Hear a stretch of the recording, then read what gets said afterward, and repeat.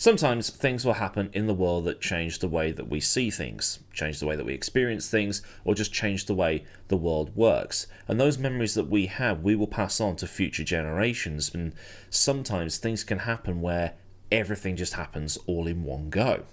Take my parents, for example, the stuff that they've seen in their lives. The Cuban Missile Crisis, the assassination of JFK, England's 1966 World Cup win, Martin Luther King's assassination, the moon landing, Elvis, Live Aid, the fall of the Berlin Wall, the end of the Cold War. And the end of the Cold War is when I was born, so everything that happened after that is in my memories.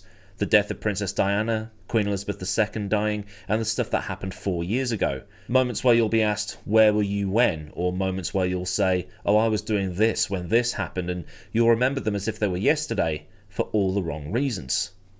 And while the death of the Queen and the lockdowns during the pandemic are fresh in everybody's minds because they happened so recently, today we're looking at the second week of September in 2001.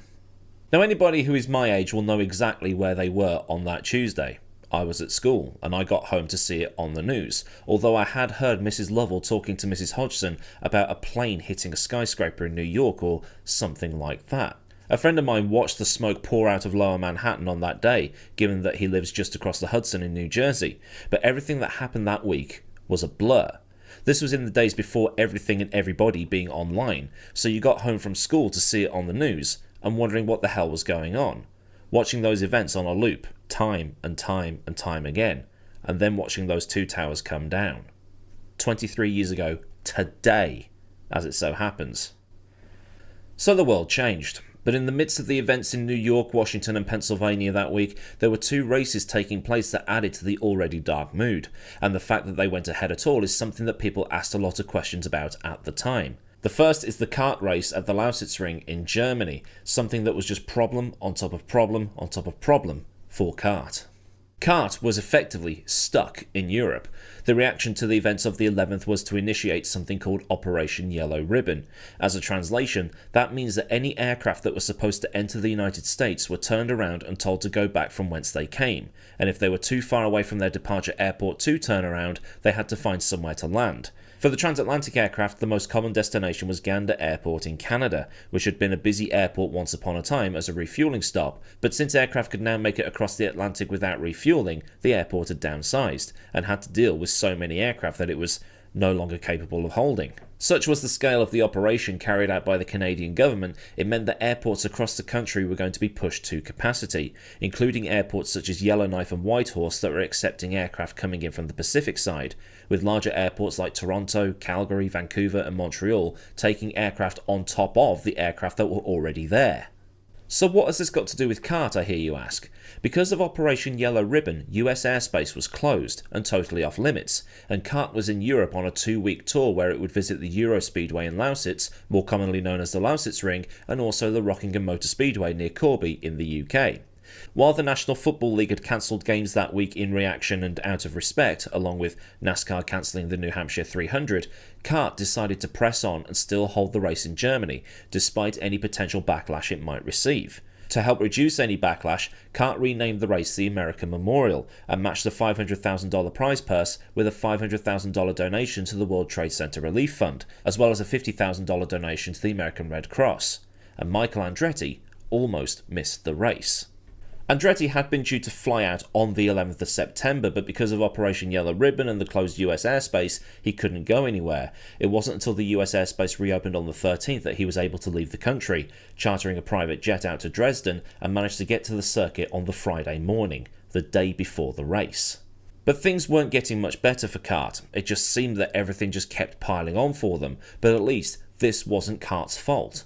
Practice had to be held on Saturday morning, and while Tony Kanaan was the fastest, kart saw fit to set the grid by the point standings rather than by who set the fastest time, since the drivers hadn't had much time to acclimatise to the track and get the setups right.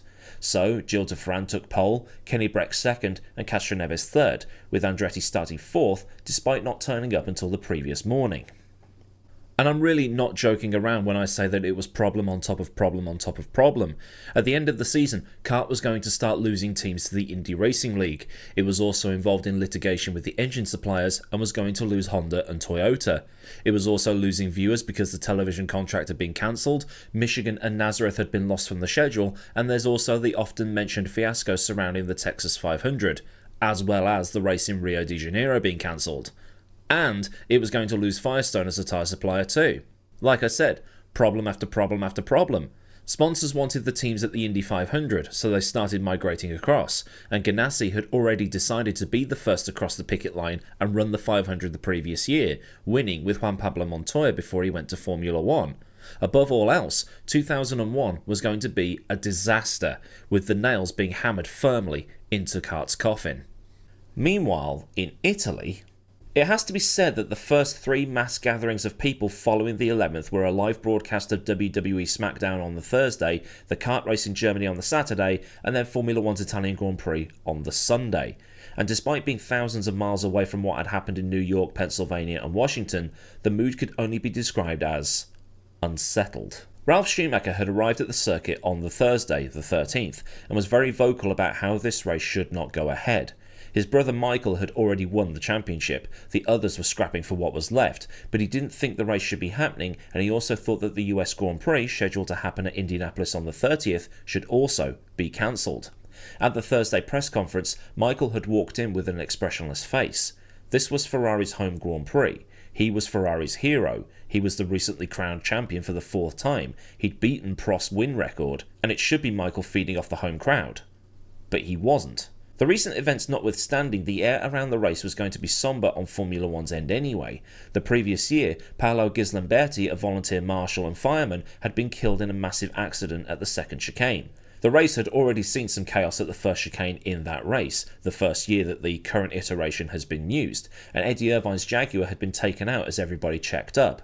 The second chicane accident had the potential to end up like Spa in 1998. Frenson's Jordan had clipped his teammate Trulli, sending Jarno's Jordan careering into Barrichello's Ferrari. In that melee, the 3 cars took out Coulthard's McLaren, with all 4 cars going into the gravel. Due to the dust being kicked up, Della Rosa in the Arrows hit Herbert's Jaguar, and Pedro had been somersaulted over Coulthard's car and landed near Barrichello. None of the drivers were injured, but Gislamberti had been struck by one of Frenson's wheels that had been taken off. The race wasn't stopped. Because all of the cars were in the gravel trap and deemed safely out of the way, they decided to bring out the safety car instead. Gary Hartstein and Professor Sid Watkins didn't go out to the crash site because they hadn't been told that anybody had been injured. It wasn't until they'd heard that Gislamberti had been injured that they got round to the track and administered CPR. Unfortunately, Gislamberti would die of his injuries, and several drivers attended his funeral. Not only was the race mourning the 1-year anniversary of the death of a marshal, but earlier that same season at the Australian Grand Prix, another marshal, Graham Beveridge, had been killed when Jacques Villeneuve collided with Ralf Schumacher on the run between turns 2 and 3. While the FIA called it a freak accident, the Australian organisers called it avoidable. So with a mix of everything that was going on, it wasn't just the Schumacher brothers that didn't want to be at the race. A couple of the other drivers didn't want to be either. But during qualifying, news reached Milan from Germany. On lap 142 of the race, Alex Zanardi was leaving the pits when he appeared to get on the throttle a bit too hard and lost the rear end. In doing so, his car veered to the right, went across the infield grass and up onto the banking, since there's no retaining wall on these sorts of tracks. Patrick Compartier managed to take avoiding action, but Alex Tagliani had nowhere to go and no time to react, striking Zanardi's car at around 200 miles an hour. Debris went everywhere, the chassis was split in 2 and both cars were completely destroyed. His legs were amputated at the point of impact. Tagliani hit him that hard. Zanardi had lost about 75% of the blood in his body, and I know this sounds callous, but he should have been dead from the blood loss and the trauma. He was given transfusions and loaded onto a helicopter, with Dr. Steve Olvey yelling at the pilots, "Berlin, schnell, schnell, schnell." While in the hospital, Alex was read the last rites, similar to how Niki Lauda had been read them when he had his crash at the Nürburgring, and Zanardi also went through 3 hours worth of surgery to close the wounds off and stop him losing the blood they were desperately trying to put back into him. After the surgery, Zanardi was placed into a coma to prevent his body going into shock, while Tagliani escaped with mild back pain. For CART, this was not a weekend they needed. On top of this, there had also been the farce surrounding the race at Texas that had to be abandoned because drivers were being subjected to dangerous G-forces due to the performance of the cars, something CART had failed to control in the run-up to the race. CART had been ordered to pay out a substantial amount towards the cancellation of that event, and also on that weekend in Germany, there had been big pile-ups in the Porsche Super Cup and Formula 3000 races. And this is testament to Zanardi's character and just who he is as a human being, that once he was awake from the coma and kind of aware of where he was, he called up Tagliani personally to tell him that he wasn't to blame for the accident. The word hero is thrown around way too much these days, but I think that Zanardi is a hero. And if you want to hear a more impassioned speech about Zanardi and who he is as a person, get on YouTube and type in Alex Brooker, Alex Zanardi to hear a very impassioned speech about what Zanardi means to Alex. It's brilliant. It was after he won gold at Rio, I think it was, or London, it was one of the two. But who won the race? Well, Kenny Brack did. But like I say, every time when I do one of these kinds of things, you never remember who won, you only remember the big accident. No one remembers Brack winning the race, but everybody remembers Zanardi. Back at Monza though, Autosport reported that the mood in the paddock was like that of Imola 1994. Barrichello had crashed on the Friday and survived, but Roland Ratzenberger had not been so fortunate. But the paddock now had the thoughts of those in New York, Washington and Pennsylvania on their minds, and one of their own, someone that the vast majority of the grid had raced against. Schumacher had even been to Luca de Montezemolo and said, "Look, can we just put Luca Badoa in for this race? I just can't this weekend." But despite Schumacher's misgivings about racing, he finally decided that he was going to take part in the race, with Ferrari saying that this was just going to be another race for them. It wasn't going to be the traditional Ferrari party at Monza.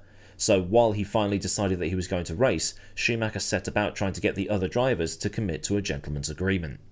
Schumacher's idea was to get the drivers to not try and overtake until at least after the second chicane on the first lap, the site of the fatal accident the year before. But as Nigel Roebuck wrote at the time, the Sunday morning of a Grand Prix was not the best time to be airing any concerns about the state of the track and how safe or unsafe it might be.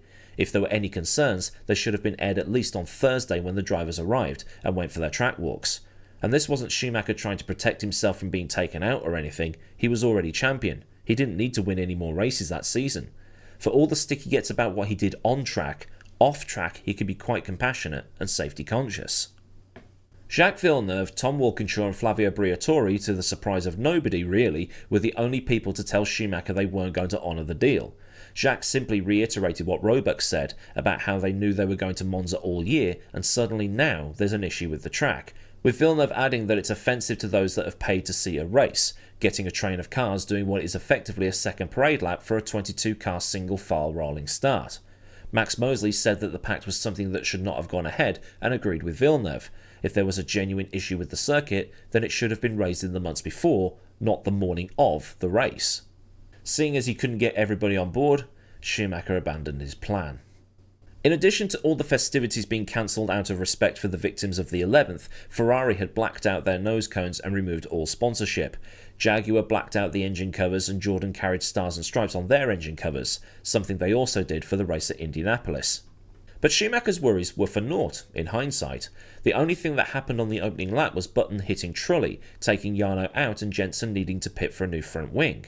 Montoya, who had taken pole for the race, accelerated into a half-second lead from Barrichello. Anybody else who retired from the race was due to a mechanical failure, and there were no big collisions for the remainder of the Grand Prix. Montoya had initially lost the lead to Barrichello through his tyres blistering, but problems in RB's stop allowed the one-stopping JP to get to the end ahead, about 5 seconds clear. Barrichello pushed Montoya hard for the whole race, and Montoya would finally take his maiden Formula 1 win, and the first win for a Colombian driver. Out of respect for everybody that week, no champagne was sprayed on the podium, and in a way, it was quite fitting that a former IndyCar champion would win the race, while another was believed to be on his deathbed. But as you probably gathered from previous wording, Zanardi survived. Jean Alesi, after the race, became quite vocal about his former boss Briatore, saying that the pack should not have gone ahead. He told the Italian and French media that some of the team principals had threatened their drivers with some sort of sanction should they go ahead with it, but was overall happy that the race passed without incident. But while Montoya had taken his first Grand Prix win, the smiles on the podium from everybody except Montoya seemed a bit forced. By the time the checkered flag dropped, it seemed that everybody just stopped caring about racing and just wanted to pack up and go home. And the same thing was happening in kart. They got out of Germany and headed for England, with Damien Smith at Motorsport magazine saying, "A few days later, I'd pitch up at a cold and wet new oval track on the outskirts of Grim Corby in Northamptonshire, somehow having been talked into a pit lane commentary role beside my colleague, mate and future motorsport staffer Tim Scott for the second leg of kart's European adventure. In the wake of Zanardi's accident and miraculous survival, the Americans didn't want to know by now, especially when it started to rain. But Rockingham and the most unlikely race ever to be held on British soil is another story." So kart was telling one story and also coming to the conclusion of its story, while Formula One was telling a different story. The story of how for the first time ever and the only time ever that a Ferrari driver didn't want to race at Monza. So then, a look at the two races that ended a dark week in world history. If this has been an interesting look back through the motorsport history books, then do give this video a like so I know I did a good job. And for more tales from days gone by in Formula 1 and the wider racing world, get subscribed and also get that bell on so you never miss out on anything else I do around here.